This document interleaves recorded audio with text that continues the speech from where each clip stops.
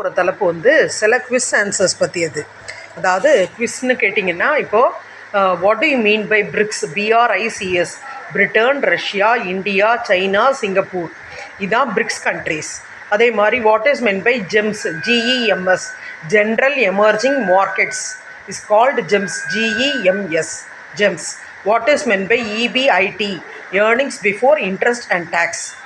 What is meant by CGST and SGST, Central Government Services Tax, State Government Services Tax. இதுதான் CGST, SGST. இப்போ ஜிஎஸ்டின்னு ஒன்று இருக்குது, goods and services tax. சிஜிஎஸ்டிங்கிறது வந்து central government services tax, central government goods and services tax, state government goods and services tax. இதிலேயே வந்து இப்போ நீங்கள் துணி வாங்க ஒரு கடைக்கு போகிறீங்க அப்படின்னா 2500க்கு மேலே ஆச்சுன்னா, அதாவது 2501 ருபீஸ்னால் கூட அதை வந்து நீங்கள் ஸ்ப்ளிட் பண்ணி 4-5 பில்லாக போடுங்க. 2500க்கு மேலே எந்த பில் அமௌண்ட் இருக்கக்கூடாது. அந்த மாதிரி இருந்ததுன்னா 18% ஜிஎஸ்டி டேக்ஸ் பண்ணுவாங்க. இது ஒரு விஷயம் தெரிஞ்சுக்கோங்க. இதுக்கப்புறம் what is meant by upper circuit filter and lower circuit filter.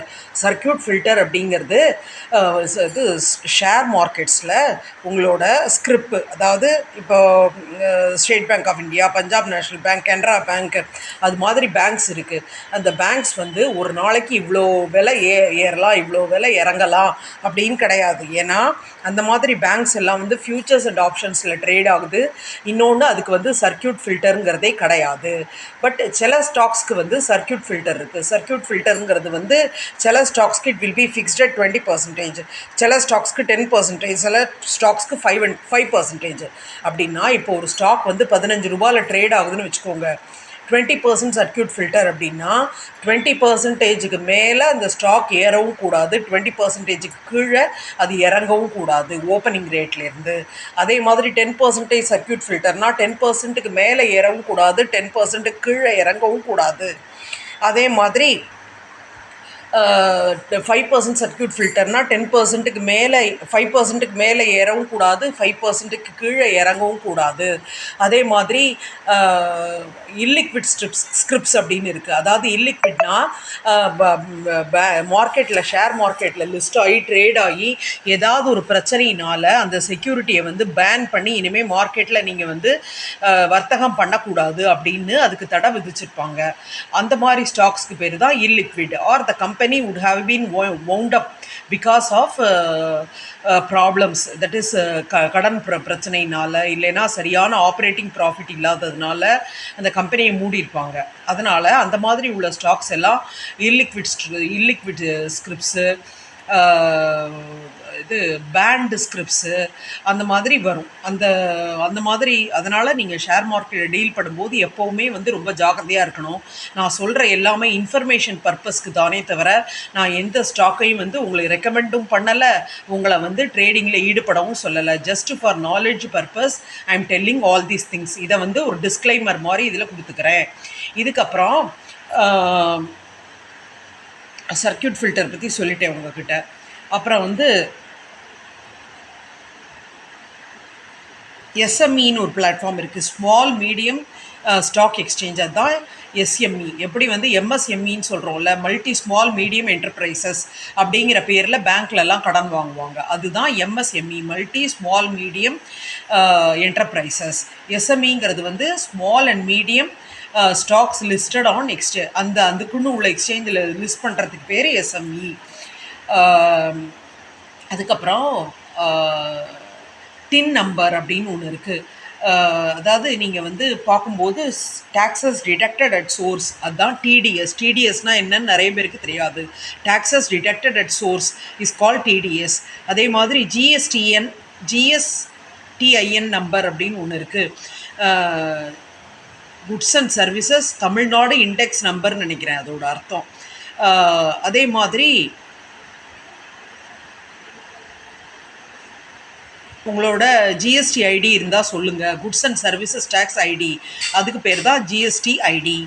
அப்புறம் ஏஆர்என் நம்பர் வந்து அப்ளிகேஷன் ரெஃபரன்ஸ் நம்பர். ஏதாவது நீங்கள் ஒன்றுத்துக்கு அப்ளை பண்ணியிருந்து அதுக்கு ரெஃபரன்ஸ் நம்பர் கொடுத்தா அது அப்ளிகேஷன் ரெஃபரன்ஸ் நம்பர். அதே மாதிரி எஸ்க்ரோ அக்கௌண்ட்டும் ஆல்ரெடி உங்களுக்கு எக்ஸ்பிளைன் பண்ணிட்டேன். ஸோ இதை தவிர இப்போ வந்து share market is regulated by Stock Exchange Board of India. அதே சமயம் mutual funds are regulated by AMFI, Association of Mutual Fund Institutions of India.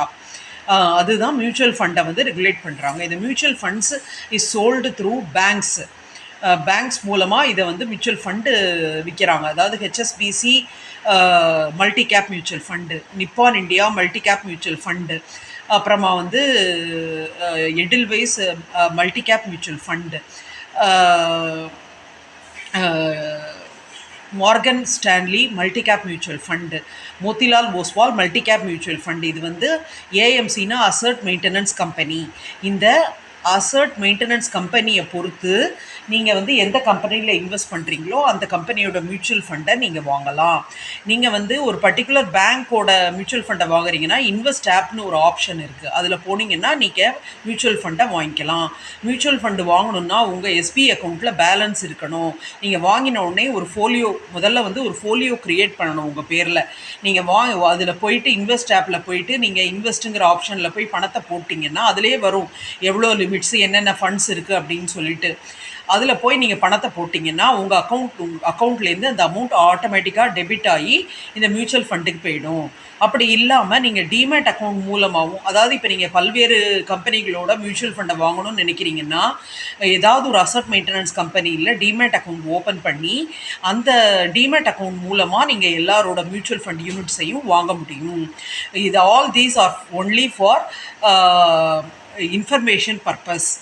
Arbitrage option அப்படின்னு ஒன்று இருக்குது, அதாவது ஹெட்ஜிங்னு ஒன்று இருக்குது. இப்போ நீங்கள் ஒரு ஸ்டாக்கை வந்து வாங்கிட்டீங்க, ஆனால் அது வந்து ரொம்ப விலை இறங்கி போயிடுச்சுன்னா என்ன பண்ணுறதுன்னு சொல்லிட்டு அந்த ஸ்டாக்கோட விலையிலேருந்து ஒரு 7%, எப்போவுமே தெரிஞ்சுக்கோங்க, ஒரு ஸ்டாக் வந்து 7% கீழே இறங்கினா அதுக்கப்புறம் நீங்கள் ஹோல்ட் பண்ணக்கூடாது. You should liquidate it unless and otherwise. ரொம்ப பழைய கம்பெனியாக இருந்து நீங்கள் ரொம்ப வருஷமாக அதை ஹோல்ட் பண்ணிட்டு இருக்கீங்கன்னா இதை பற்றி நீங்கள் கவலைப்பட வேண்டிய அவசியம் இல்லை. ஆனால் புதுசாக ஒரு கம்பெனி இன்வெஸ்ட் பண்ணுறீங்கன்னா இது ஒரு முக்கியமான ரூல், 7% ரூல்.